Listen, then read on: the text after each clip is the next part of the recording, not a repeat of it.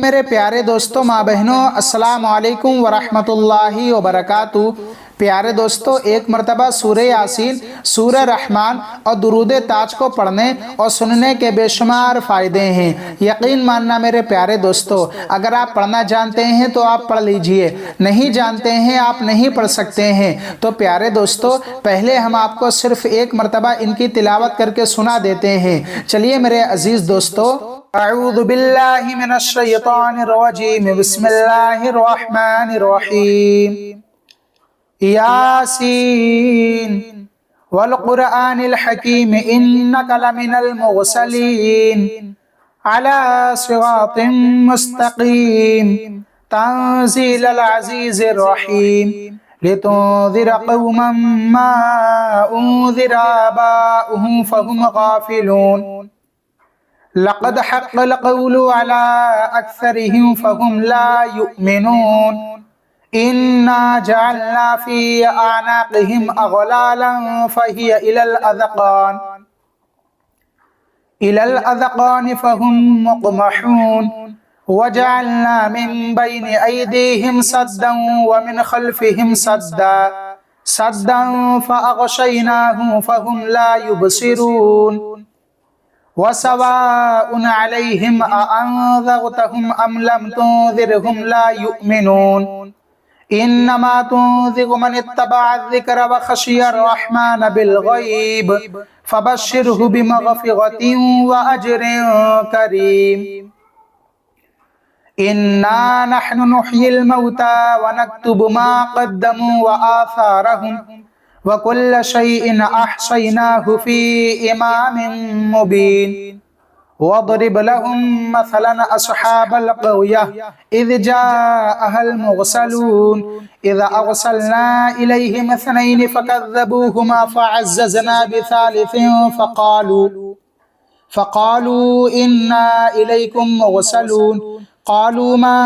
अंतुम इल्ला बशरुम मिस्लुना व मा अंज़लर रहमानु मिन शैइन इन अंतुम इल्ला तकज़िबून।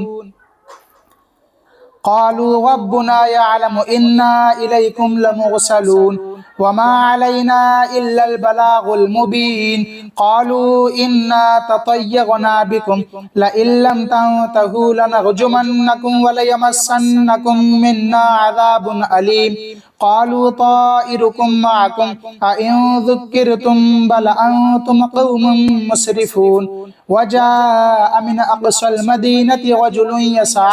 क़ाल या क़ौमि इत्तबिउल मुरसलीन इत्तबिउ मन ला यसअलुकुम अजरन व हुम मुहतदून। वमा लिय ला अअबुदुल्लज़ी फ़तरनी व इलैहि तुरजऊन अअत्तखिज़ु मिन दूनिही आलिहतन इन युरिदनिर रहमानु बिदुर्रिन ला तुग़नि अन्नी शफ़ाअतुहुम शैअन व ला युन्क़िज़ून इन्नी इज़न लफ़ी ضलालिन मुबीन। इन्नी आमनतु बिरब्बिकुम फ़स्मऊन क़ील उद्ख़ुलिल जन्नह क़ाल या लैत क़ौमी यअलमून बिमा ग़फ़र ली रब्बी वजअलनी मिनल मुकर्रमीन। वमा अंज़लना अला क़ौमिही मिन बअदिही मिन जूदिन मिनस समाइ वमा कुन्ना मुरसिलीन इन कानत इल्ला सयहतन वाहिदतन फ़इज़ा हुम ख़ामिदून। या हसरतन अलल इबाद मा यातीहिम मिन रसूलिन इल्ला कानू बिही यस्तहज़िऊन। अलम यरौ कमा अहलकना क़ब्लहुम मिनल क़ुरूनि अन्नहुम इलैहिम ला यरजिऊन व इन कुल्लुन लम्मा जमीउन लदैना मुहज़रून। व आयतुल लहुमुल अर्दुल मैतह अहयैनाहा व अख़रजना मिनहा हब्बन फमिन्हु यअकुलून वजअलना फ़ीहा जन्नातिन मिन नख़ीलिन व अअनाबिन व फ़ज्जरना फ़ीहा मिनल उयून लियअकुलू मिन समरिही व मा अमिलतहु अयदीहिम अफ़ला यशकुरून। सुब्हानल्लज़ी ख़लक़ल अज़वाज कुल्लहा मिम्मा तुन्बितुल अर्दु व मिन अनफुसिहिम ومن أنفسهم ومما لا يعلمون وآية لهم الليل نسلخ منه النهار فإذا هم مظلمون والشمس تجري لمستقر لها ذلك تقدير العزيز العليم والقمر قدرناه منازل حتى عاد كالعرجون القديم لا الشمس ينبغي لها أن تدرك القمر ولا الليل سابق النهار وكل في فلك يسبحون وآية لهم أنا حملنا ذريته في الفلك المشحون وخلقنا لهم من مثله ما يركبون وإن نشأ نغرقهم فلا صريخ لهم ولا هم ينقذون إلا رحمة منا ومتاعا إلى حين وإذا قيل لهم اتقوا ما بين أيديكم وما خلفكم لعلكم ترحمون وما تأتيهم من آية من آيات ربهم إلا كانوا عنها معرضين وإذا قيل لهم أنفقوا مما رزقكم الله قال الذين كفروا للذين آمنوا أنطعم من لو يشاء الله أطعمه إن أنتم إلا في ضلال مبين ويقولون متى هذا الوعد إن كنتم صادقين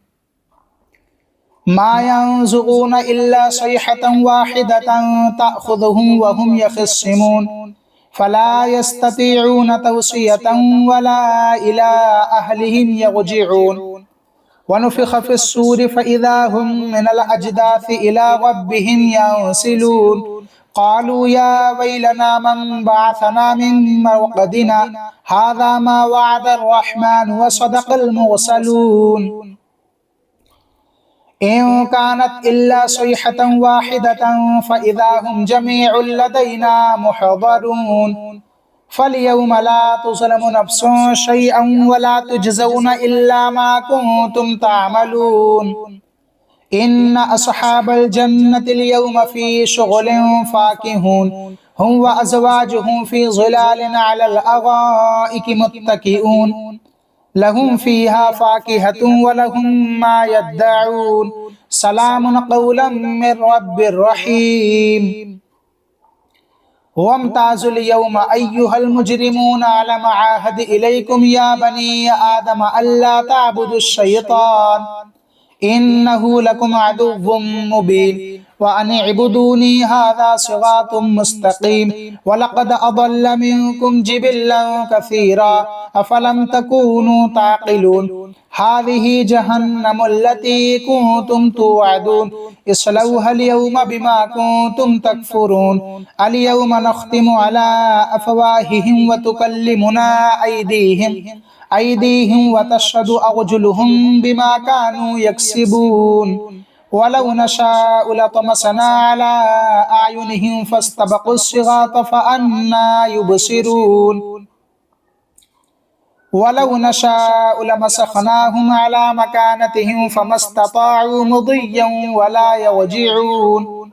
ومن نعمره ننكسه في الخلق أفلا يعقلون وما علمناه الشعر وما ينبغي له إن هو إلا ذكر وقرآن مبين لينذر من كان حيا ويحق القول على الكافرين أولم يروا أنا خلقنا لهم مما عملت أيدينا أنعاما فهم لها مالكون وذللناها لهم فمنها ركوبهم ومنها يأكلون ولهم فيها منافع ومشارب أفلا يشكرون واتخذوا من دون الله آلهة لعلهم ينصرون لا يستطيعون نصرهم وهم لهم جند محضرون فلا يحزنك قولهم إنا نعلم ما يسرون وما يعلنون أولم يرى الإنسان أنا خلقناه من نطفة فإذا هو خصيم مبين وضرب لنا مثلا ونسي خلقه قال من يحيي العظام وهي رميم قل يحييها الذي أنشأها أول مرة وهو بكل خلق عليم الذي جعل لكم من الشجر الأخضر نارا نارا فإذا أنتم منه توقدون أوليس الذي خلق السماوات والأرض بقادر على أن يخلق مثلهم بلى وهو الخلاق العليم إنما أمره إذا أراد شيئا أن يقول له كن فيكون فسبحان الذي بيده ملكوت كل شيء وإليه ترجعون بسم الله الرحمن الرحيم الرحمن علم القرآن خلق الإنسان علمه البيان الشمس والقمر بحسبان والنجم والشجر يسجدان والسماء رفعها ووضع الميزان ألا تطغوا في الميزان وأقيموا الوزن بالقسط ولا تخسروا الميزان والأرض وضعها للأنام فيها فاكهة والنخل ذات الأكمام والحب ذو العصف والريحان فبأي آلاء ربكما تكذبان خلق الإنسان من صلصال كالفخار وخلق الجان من مارج من نار فبأي آلاء ربكما تكذبان رب المشرقين ورب المغربين فبأي آلاء ربكما تكذبان مرج البحرين يلتقيان بينهما برزخ لا يبغيان فبأي آلاء ربكما تكذبان يخرج منهما اللؤلؤ والمرجان فبأي آلاء ربكما تكذبان وله الجوار المنشآت في البحر كالأعلام فبأي آلاء ربكما تكذبان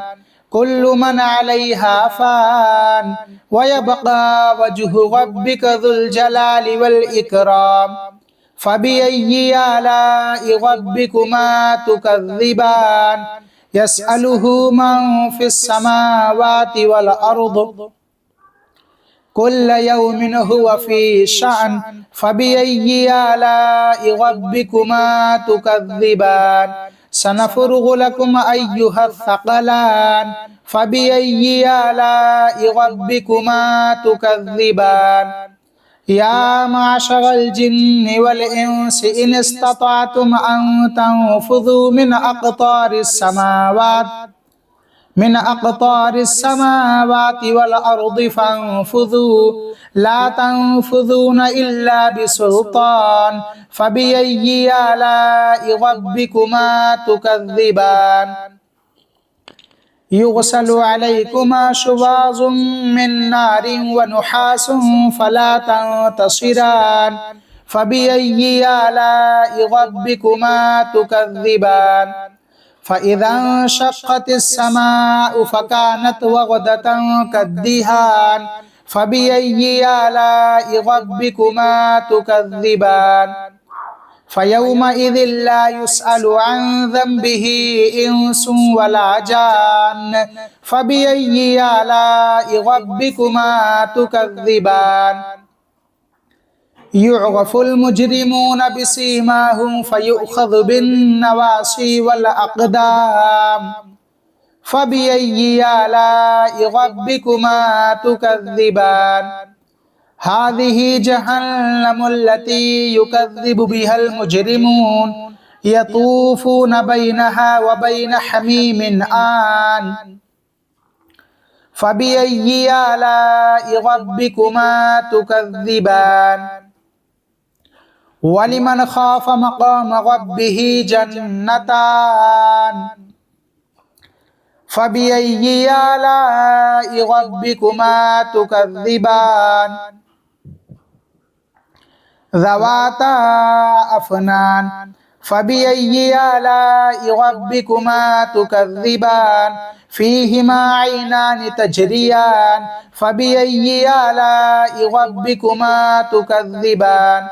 فيهما من كل فاكهة زوجان فبأي آلاء ربكما تكذبان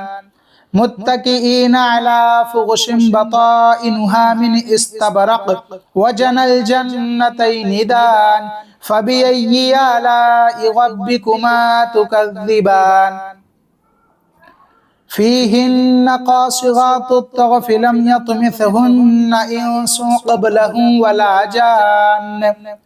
فبأي آلاء ربكما تكذبان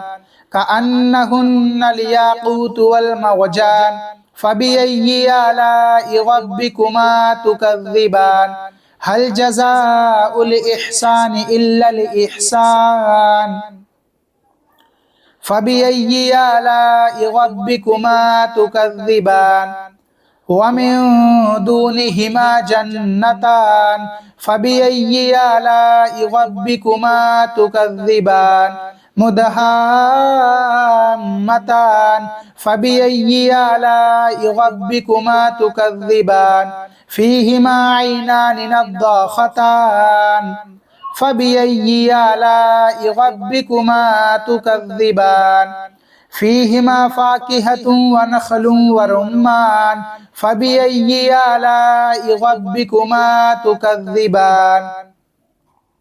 فيهن خيرات حسان فبأي آلاء ربكما تكذبان حور مقصورات في الخيام فبأي آلاء ربكما تكذبان لم يطمثهن إنس قبلهم ولا جان فبأي آلاء ربكما تكذبان متكئين على رفرف خضر وعبقري حسان فبأي آلاء ربكما تكذبان تبارك اسم ربك ذي الجلال والإكرام بسم الله الرحمن الرحيم اللهم صل على سيدنا ومولانا محمد صاحب التاج والمعراج والبراق والعلم دافع البلاء والوباء والقحط والمرض والألم اسمه مكتوب مرفوع مشفوع منقوش في اللوح والقلم سيد العرب والعجم جسمه مقدس معطر مطهر منور في البيت والحرم شمس الضحى بدر الدجى صدر العلا نور الهدى كهف الورى مصباح الظلم جميل الشيم شفيع الأمم صاحب الجود والكرم والله عاصمه وجبريل خادمه والبراق مركبه والمعراج سفره وسدرة المنتهى مقامه وقاب قوسين مطلوبه والمطلوب مقصوده والمقصود موجوده سيد المرسلين خاتم النبيين شفيع المذنبين أنيس الغريبين رحمة للعالمين راحة العاشقين مغاد المشتاقين شمس العارفين سراج السالكين مصباح المقربين محب الفقراء والغرباء واليتامى والمساكين سيد الثقلين نبي الحرمين إمام القبلتين وسيلتنا إلى الله تعالى في الدارين صاحب قاب قوسين محبوب رب المشرقين ورب المغربين جد الحسن والحسين مولانا ومولى الثقلين अबिल कासिम मुहम्मद सल्लल्लाहु ताला अलैहि वसल्लम इब्ने अब्दिल्लाह नूरुम मिन नूरिल्लाह या अय्युहल मुश्ताकून बिनूरि जमालिहि सल्लु अलैहि व आलिहि व अस्हाबिहि व सल्लिमू तस्लीमा। तो मेरे अजीज दोस्तों, आप सभी ने एक मरतबा सूरह यासीन शरीफ, सूरह रहमान शरीफ और दुरूद ताज की तिलावत को सुना है। अब मैं आपको इसके फ़ायदे बताता हूँ। इंशाअल्लाह पूरे यकीन के साथ कहता हूँ, अगर आपने इस वीडियो के अंदर इन सूरह को पढ़ने, सिर्फ एक मरतबा पढ़ने और सुनने के फ़ायदों को जान लिया तो आप रोज़ाना पढ़ा करेंगे। नहीं पढ़ सकते हैं, आपके आगे कोई मजबूरी है या फिर आप पढ़ना नहीं जानते हैं, तो आप परेशान मत होइए। हमने आपको इस वीडियो के अंदर सूरह यासीन, सूरह रहमान, दुरूद ताज की तिलावत करके सुनाई है। अल्हम्दुलिल्लाह मैंने खुद पढ़कर आपको सुनाई है। तो आप रोज़ाना सिर्फ सुबह में और शाम में सिर्फ एक मरतबा सुन ही लिया करें। यकीन के साथ कहता हूँ, अगर आपने एक आदत बना ली, एक मामूल बना लिया इन सूरह को रोज़ाना सुनने का, अच्छी और सच्ची नीयत के साथ। आप सब ने सुना होगा, इन्नमल आमालु बिन्नियात, सारी बात नीयत पर होती है। जैसी आप नीयत रखेंगे, नीयत है, वैसा आपको फ़ायदा मिलेगा। तो अगर आपने रोज़ाना सिर्फ सुन ही लिया तो इंशाअल्लाह, अगर आपने अपने घर पर, अब मैं आपको यहाँ पर एक बात बताऊँ, अगर आपको ऐसा महसूस होता है कि मेरे घर पर बीमारियाँ हैं, होता है जिन्हें बहुत सारे घरों में ऐसा होता है कि एक ठीक हुआ इतने में दूसरा बीमार पड़ गया, या फिर आपके घर में कभी आपके घर वाले हैं जो कभी कोई बीमार कभी कोई बीमार, या फिर आपको ऐसा लगता है कि किसी ने हमारे घर पर टोटका करवाया है, होता है ना, बहुत सारे घर ऐसे हैं। तो आप हमारे कहने से हमने आपको इस वीडियो के अंदर इन सूरह की तिलावत करके सुनाई है। आप किसी ऊंची जगह पर, अपने घर पर किसी स्लिप वगैरह पर इन सूरह को बजा दिया करें तेज़ आवाज़ में, और ध्यान से सुकून के साथ सुनकर देखें। कुछ दिन आप सुनकर देखें, इंशाअल्लाह आपके घर से मोहताजी, तंगदस्ती, बीमारियां, तमाम बीमारियां दूर हो जाएंगी। सुबहान अल्लाह। आप खुद कहेंगे कि मेरे घर में बड़ा अच्छा सुकून सा महसूस हो रहा है। ये बरकत, ये फजीलत है सूरह यासीन, सूरह रहमान और दुरूद ताज की। बेशुमार इसके फ़ायदे हैं, बेशुमार इनकी फजीलतें और बरकतें हैं, इतनी कि मैं चाहकर भी बयान नहीं कर पाऊँगा और आप चाहकर भी शुमार नहीं कर पाएंगे। अगर आपको ऐसा लगता है कि मुझे कोई बीमारी है, कि मैं ठीक नहीं रह पाता हूँ, कभी बुखार, कभी ये, कभी वो, कभी मतलब कमज़ोरी वगैरह, तो अगर आपने रोज़ाना सुबह में, शाम में इन सूरह को सुनना शुरू कर दिया और अल्लाह ताला की बारगाह में हाथों को उठाया और कहा, मौला मैंने इन सूरह को सुना है, मौला मेरे तमाम बिगड़े कामों को बना दे और मुझे तमाम बीमारियों से महफूज फरमा,